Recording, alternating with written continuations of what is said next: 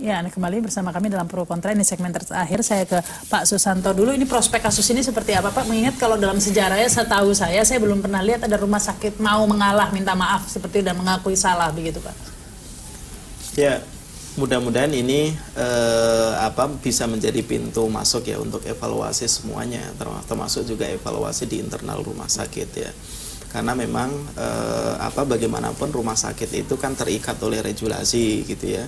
Jangan sampai kemudian manajemen dan layanan yang diberikan, termasuk juga SOP yang diberikan, kemudian tidak senafas dengan undang-undang kesehatan. Tentu ini harusnya menjadi juga pintu masuk kontrol dari Kementerian Kesehatan agar ini loh, ada regulasi yang memang harus direalisasikan untuk rumah sakit yang ini sifatnya mandatori gitu loh, bukan voluntary. Mengingat tuntutan dari Ibu Heni ini ada agar pihak rumah sakit mau mengakui kesalahannya begitu kan. Dan itu dalam sejarah saya belum pernah ada rumah sakit mau melakukan itu. Ya, jarang, memang jarang. Kami bahkan memang belum pernah mengetahui rumah sakit yang katakanlah misalnya secara prosedur salah kemudian mengakui kesalahannya. Even malpraktek begitu ya tetapannya. Sejauh ini kami memang belum menangkap itu informasi. Baik. Bahkan juga dalam beberapa proses penanganan yang ada di KPAI. Entah apa yang terjadi dengan kasus ini, tapi yang pasti Ibu masih memperjuangkan itu ya, Bu Heni ya. Ibu tidak melakukan misalnya tuntutan ganti rugi atau tuntutan hukum, kenapa Ibu? Belum dipikirkan. Belum dipikirkan loh, Mbak. Jadi selama ini tuntutannya cuman agar rumah sakit mengakui kesalahan dan minta maaf seperti itu saja.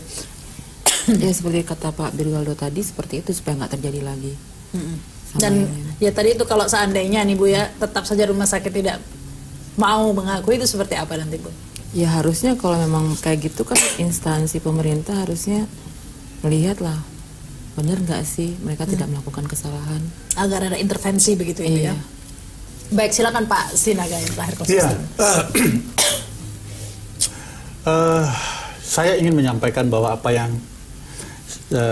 saya lakukan ini adalah two voice of a voiceless voice, menyuarakan suara mereka yang tidak bersuara, bukan untuk merendahkan, menghina martabat profesi dokter atau perawat atau rumah sakit. Kita harus apresiasi mereka bahwa sedari kecil kita bayi bisa seperti ini oleh karena kemanusiaan dari para dokter. Ini kita hargai. Tetapi kita tidak ada di ruang hampa. Kita berada di suatu kondisi dinamika antara komersil dan tugas pelayanan fungsi kemanusiaan yang kait-mengkait.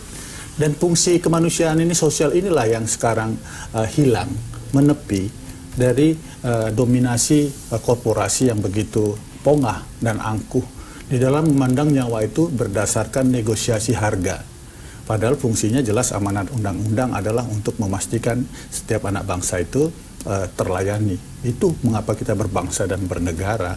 Nah, yang ingin saya suarakan adalah saya menyuarakan bukan suara Ibu Heni semata, tapi suara seluruh ibu-ibu seluruh Indonesia, seluruh rakyat Indonesia yang someday ya suatu hari mengalami hal yang sama, memandang rumah sakit itu sebagai rumah kehidupan, penyambung kehidupan mereka bagi anak-anak mereka yang sedang sekarat, bukan menjadi rumah kematian ketika mereka tidak membawa uang dan sebagainya. Lakukanlah fungsi kemanusiaan itu, dan ini menjadi tugas kita besar bersama, bukan untuk saling mengalahkan ataupun humiliated, menghinakan, memalukan, tapi untuk duduk bersama agar rumah sakit mitra keluarga yang punya sumber daya ekonomi maupun juga infrastruktur menjadi bagian perjuangan bangsa untuk memakmurkan dan mensejahterakan kesehatan rakyat. Tapi kadang-kadang mungkin ditambahkan singkat oleh Pak Susanto, jika berbenturan dengan pemilik modal tadi katanya, termasuk rumah sakit mitra keluarga, ini tambahnya tidak mudah begitu. Akankah seandainya kasus ini menguap begitu saja begitu ya Pak ya, dengan nah ini bagaimana komitmen KPAI? Pertama, tidak boleh berhenti dalam proses ini.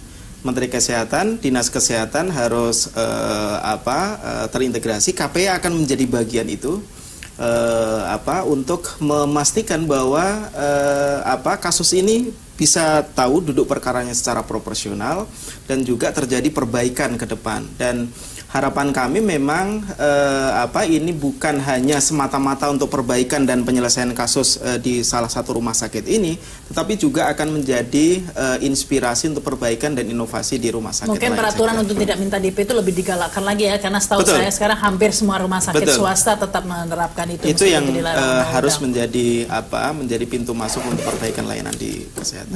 Baik, ini terima kasih Ibu Heni. Tentunya setiap ibu bisa membayangkan ya bagaimana kecewanya ketika kehilangan putri, begitu bukan karena bayinya, begitu ya, bukan karena kita sudah berusaha maksimal tapi belum sempat dirawat, begitu. Tentunya ini akan kecewa sekali ya Bu ya. Seandainya itu sudah dipicu mungkin bisa menerima.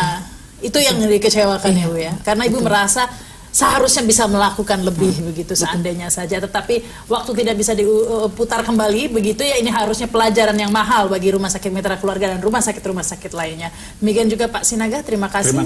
Dan terima kasih juga Pak Susanto. Dan pemirsa, demikian Pro Kontra malam ini. Saya Rama Sarita, selamat malam, sampai jumpa.